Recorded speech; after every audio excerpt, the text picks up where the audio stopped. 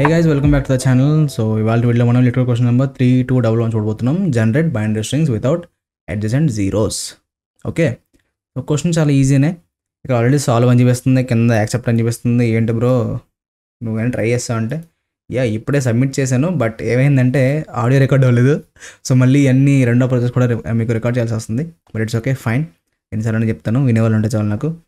So ఇక్కడ ఏంటంటే బేసిక్గా ఒక n=3 అనే ఒక నెంబర్ ఇచ్చాడు. మనం బైనరీ స్ట్రింగ్స్ని తయారు చేయాలి. మనం బైనరీ ఫార్మాట్ తెలుసు కదా, 001, 100 ఇలా ఉంటాయి కదా. సో వాడు 3 ఇచ్చాడంటే 3 పాసిబుల్ లెంత్ ఉన్న అన్ని బైనరీ స్ట్రింగ్స్ మనం క్రియేట్ చేసి ఇవ్వాలంట. కాకపోతే ఇందులో ఒక థింగ్ అయితే ఉంది, అదేంటో చెప్తాను. ముందు మనం బైనరీ నెంబర్స్ రాద్దాం. 001 ఒకటి ఉంటుంది, తర్వాత 010, 100, 011, 101, తర్వాత 011, 111. ఇవే కదా 3 పాసిబుల్ ఉన్నాయి, ఇవే కదా. ఇంకేదన్నా పెట్టగలవా 3 పాసిబుల్ వేస్లో? ఇవే కదా. బట్ ఇక్కడ అవుట్పుట్ చూడండి ఏమి ఇచ్చాడు. 010, 011, 101, 110, 111. మరి మిగతా ఏం చేసినాయి? 001 ఉంది, 100 ఉంది. ఆ రెండు ఏమైపోయినాయి? ఉండాలి కదా అవి కూడా.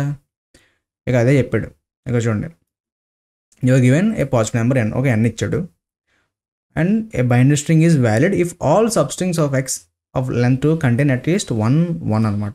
సో రిటర్న్ ఆల్ వ్యాలిడ్ అన్నాడు. అంటే బేసిక్గా మనం రెండు జీరోస్ ఉన్న ఏది కూడా మనం కన్సిడర్ చేయకూడదు, పక్కన జీరోస్ ఉండకూడదు. సో అందుకని చెప్పి ఏం చేసాడు, పక్కన జీరోస్ ఉన్నాయి కాబట్టి ఫస్ట్ రిమూవ్ చేస్తాం. తర్వాత ఇంకో 100లో పక్కన 2 జీరోస్ ఉన్నాయి కాబట్టి దీన్ని రిమూవ్ చేస్తాం. ఎన్ని ఉన్నాయి ఇంకా చూడు, 1 2 3 4 5. అవునా? అవుట్పుట్లో ఉన్నాయి ఇంకో 1 2 3 4 5.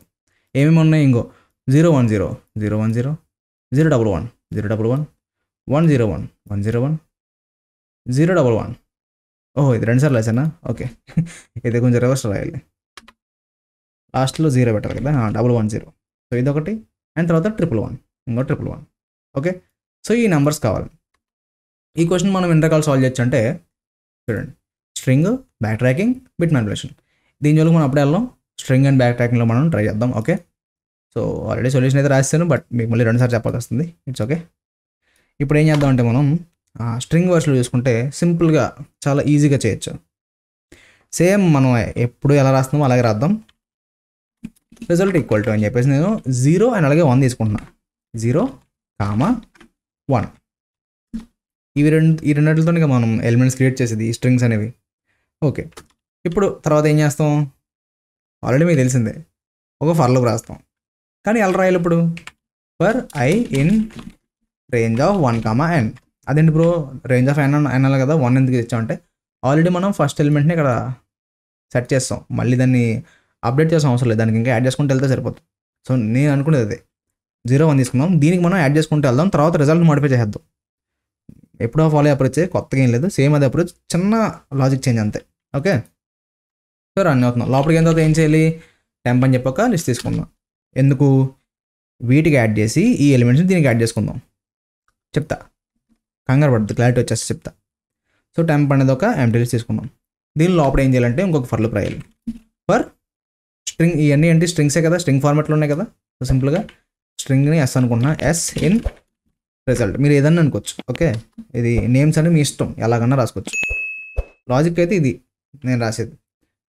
సో ఇప్పుడు ఫర్ ఎస్ ఇన్ రిజల్ట్ అండి, ఇది ఎన్నిసార్లు ఉంటే అన్నిసార్లు లూప్ రన్ అవ్వాలి లోపలది. ఓకే, ఏం చేద్దాం next, temp dot append of S plus, దీనికి ఏం చేస్తున్నాను, 1. అదేంటి బ్రో 1 ఎందుకు యాడ్ చేస్తున్నాం అంటే, మనం 1లో ఎలాగైనా యాడ్ చేసుకోవచ్చు, ఎన్నిసార్లు యాడ్ చేసుకోవచ్చు.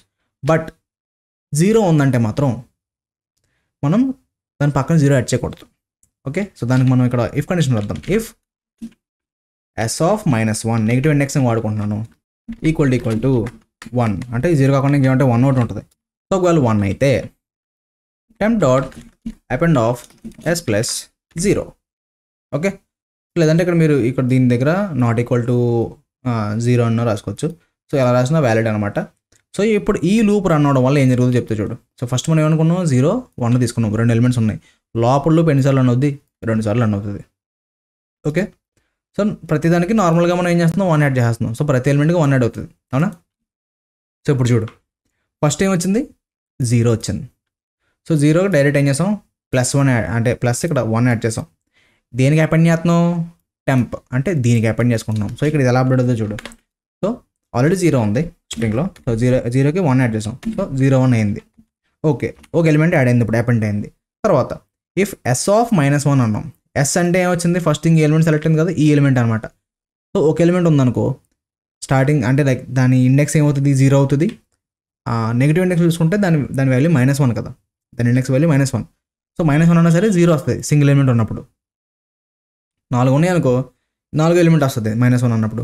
ఒకటే ఉందనుకో అదే ఎలిమెంట్ మనకు వస్తుంది అనమాట. అదే కదా లాస్ట్ స్టార్టింగ్ ఎండింగ్ అదే. సో అదే ఎలిమెంట్ వస్తుంది.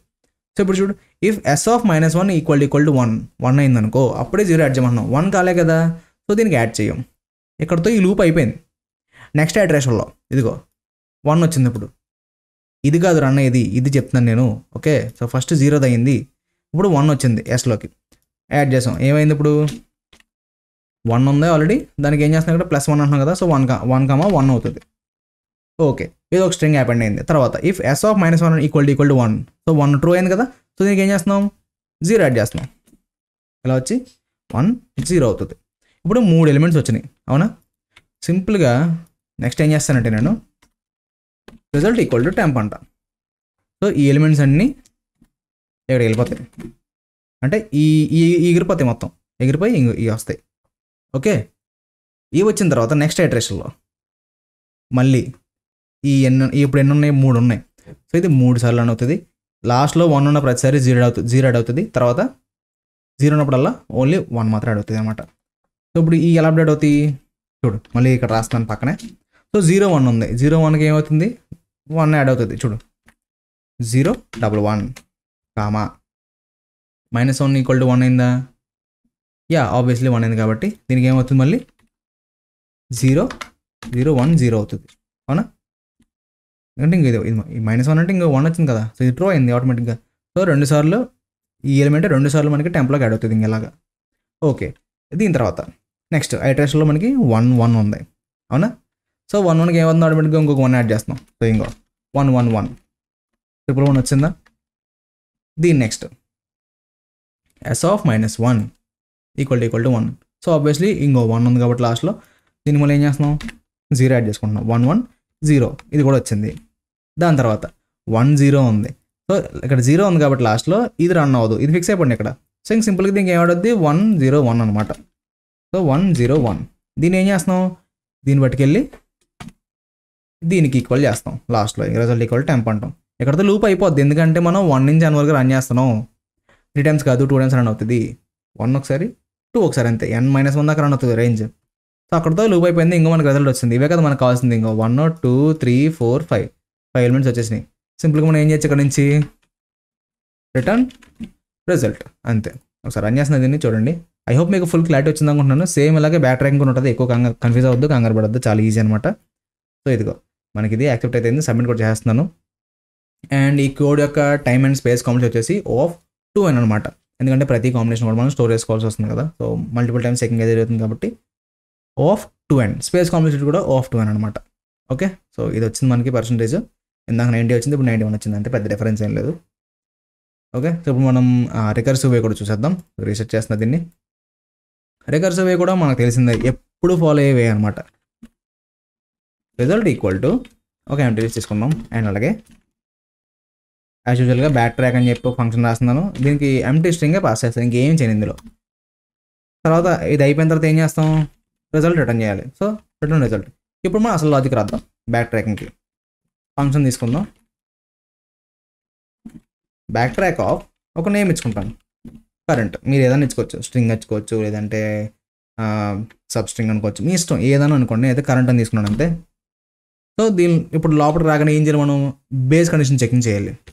If len of current. ఎందుకు ఇలా రాస్తున్నానంటే ఈ ఎంటీ స్ట్రింగ్ ఉందా దీనికి పాస్ చేస్తున్నానా.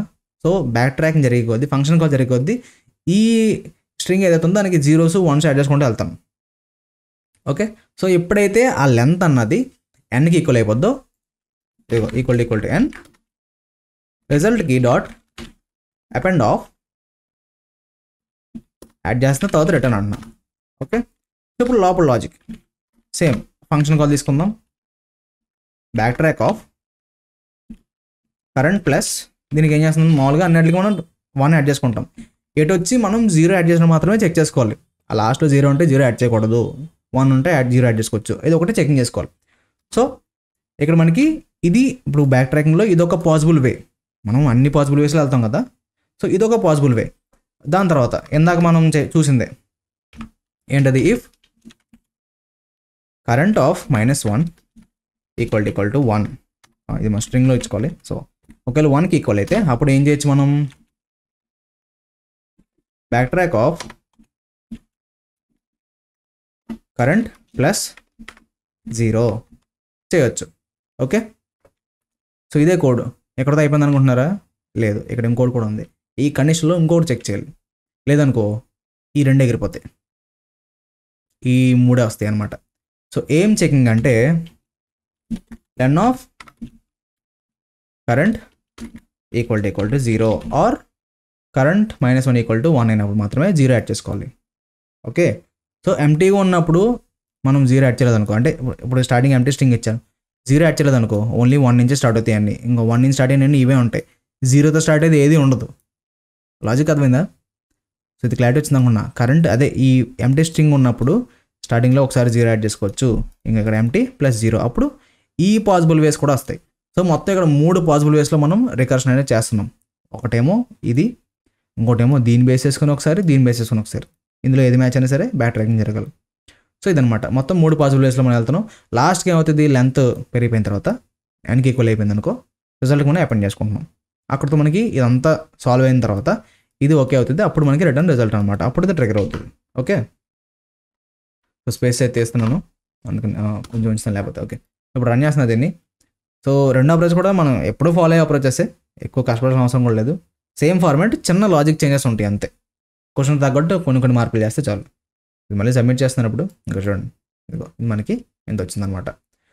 సో అండ్ దీని టైం కాంప్లెక్స్ వచ్చేసి O of n times, and space complex వచ్చేసి O of 2n, ఎందుకంటే ప్రతి రికర్సివ్ కాల్ని కూడా మనం సేవ్ చేసుకోవాలి కాబట్టి O of 2n అనమాట. అండ్ టైం కాంప్లెక్స్ వచ్చేసి O of n times. Okay, అంటే ఒకసారి మనకి ఇది కాల్ అవుతుంటాయి. ఓకే, సో ఐ హోప్ ఈ రోజు వీడియో మీకు క్లారిటీగా అర్థం అనుకుంటున్నాను. ఎక్కడ డౌట్ ఉంటే ఒకసారి మళ్ళీ వీడియో రెఫర్ చేయండి. అని అర్థం కాబట్టి కిందకి వెళ్ళి కామెంట్ చేయండి, నేనైతే ఖచ్చితంగా రెస్పాండ్ అవుతాను. అండ్ వెళ్ళే ముందు లైక్ చేయడం అసలు మర్చిపోకండి, మీరు లైక్ చేయడం వల్ల ఎక్కువ మందికి రీచ్ అవుతుంది అనమాట. సో ఖచ్చితంగా లైక్ అయితే చేయండి, లైక్ అండ్ షేర్ చేస్తూ ఉండండి. సబ్స్క్రైబ్ అండి మన ఛానల్కి. మళ్ళీ రేపటితో ముందు ఉంటా. Till then take care, bye bye.